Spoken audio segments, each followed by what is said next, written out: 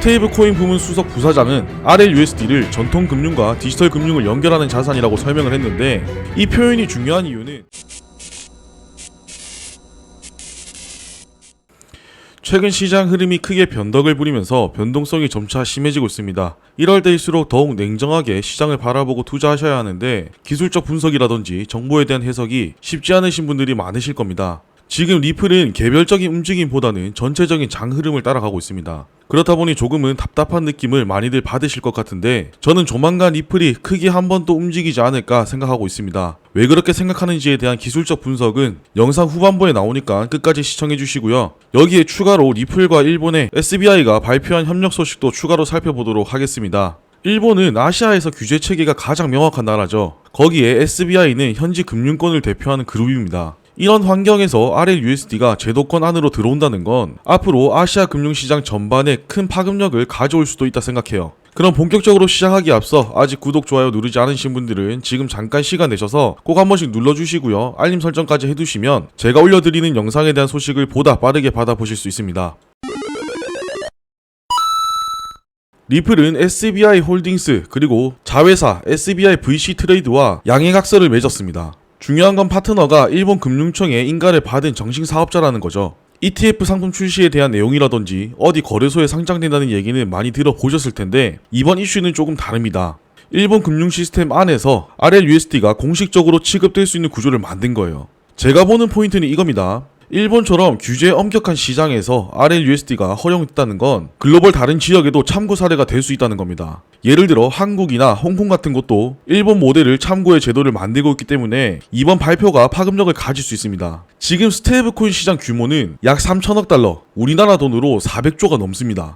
여기에는 이미 테더나 USDC가 대부분을 차지하고 있는데, 지금 전 세계가 스테이블코인과 CBDC에 대한 관심도가 아주 높죠. 그로 인해서 기관 자금이 들어올 가능성도 아주 높습니다. 그런 기관 자금이 스테이블코인 시장으로 들어오게 된다면 앞으로 수조 달러까지 커질 수 있다는 전망들이 나오고 있어요. 국제결제은행 보고서에서는 스테이블코인이 향후 국제결제 시스템의 핵심 요소가 될 수 있다고 분석했고, IMF 역시 국경 간 결제 효율성을 높이는데 스테이블코인의 역할을 강조했습니다. 기관 투자자 입장에서 보면 결국 필요한 건 안정성입니다. 비트코인이나 이더리움은 변동성이 크기 때문에 기관 자금의 메인 선택지가 되기 어렵지만, 반면 스테이블코인은 달러와 1대1로 연동되기 때문에 유동성 공급이나 담보자산으로 쓰기 훨씬 안정적이죠. 리플이 만들어 놓은 RLUSD는 기존 스테이블코인과 차별성이 분명합니다. 첫째, 준비금 구조죠. RLUSD는 미국 달러의 지금 단기 국채, 현금성 자산으로 100% 담보됩니다. 이건 시장에서 가장 안전하다고 평가받는 자산들이에요. 그리고 둘째, 투명성입니다. 매달 제3자 회계법인의 감사를 거쳐 보고서가 공개되는데, 이게 왜 중요하냐면 테더가 오랫동안 준비금에 대한 논란을 겪었던 이유가 바로 이 투명성 부족 때문이거든요.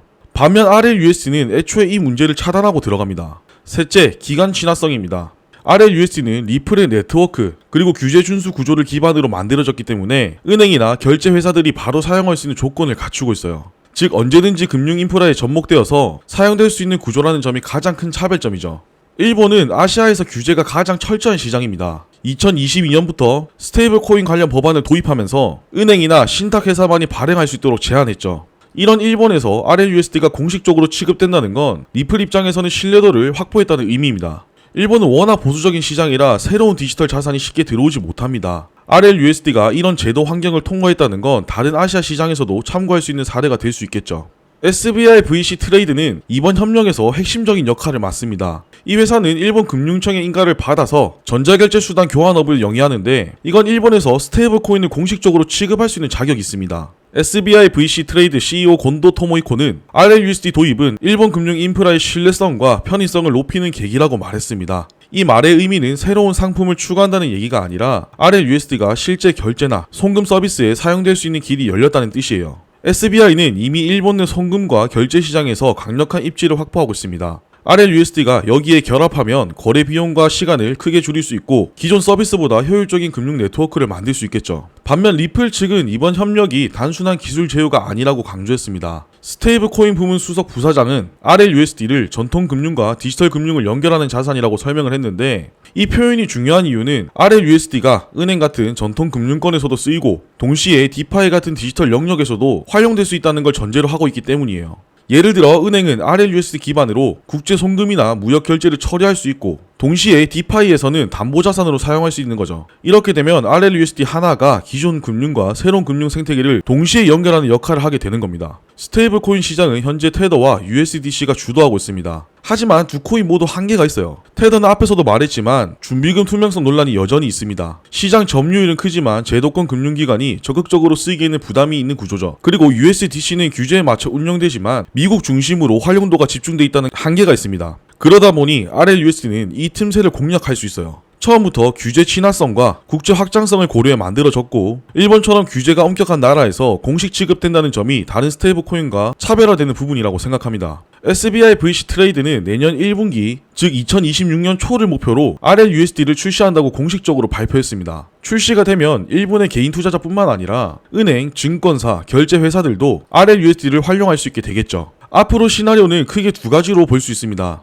첫째, RLUSD가 일본에서 실제 금융 서비스에 잘 안착하는 경우입니다. 은행이나 결제업체가 실제로 쓰기 시작하고 송금이나 정산에서 비용과 시간이 줄었다는 결과가 나오면은 시장은 빠르게 반응할 겁니다. 그렇게 되면 일본뿐만 아니라 싱가포르, 홍콩 같은 다른 아시아 금융 허브에서도 관심을 가질 수 있고 자연스럽게 그 영역을 넓혀갈 수 있겠죠. 둘째는 활용 범위가 제한적으로만 머무는 경우입니다. 제도권 안에서 취급은 되지만 실제로 쓰이는 곳은 많지 않은 상황이죠. 그래도 이 경우 RLUSD가 갖는 의미가 사라지는 건 아닙니다. 일본처럼 규제가 엄격한 나라에서 인가를 받고 운영된다는 것만으로도 규제 친화적인 스테이블 코인은 이렇게 만들어지고 운영된다는 모델을 보여줄 수 있기 때문입니다. 차트도 간단히 살펴볼게요. 지금 리플은 크게 삼각수렴 형태로 진행 중입니다. 위에서 내려오는 각도는 가파르고 아래에서 올라가는 각도는 완만하죠. 그렇기 때문에 큰 상승을 하기 전에 한번 아래로 흔들 수 있는 가능성은 충분히 열어두고 봐야 할 것 같습니다. 어쨌든 7월부터 시작해서 수렴하면서 힘을 모으고 있고 조만간 모았던 힘을 발산할 것이라고 보고 있습니다. 그게 아래가 된다면 분명 막차를 탈 수 있는 기회가 될 거고요. 반대로 위로 뚫고 올린다면 다시 한번 힘을 내서 상승 랠리를 이어갈 수 있지 않을까 생각해요. 하지만 지금은 너무 큰 기대를 하기보다는 전체적인 시장 흐름을 함께 보는 게 더 중요하다고 생각합니다.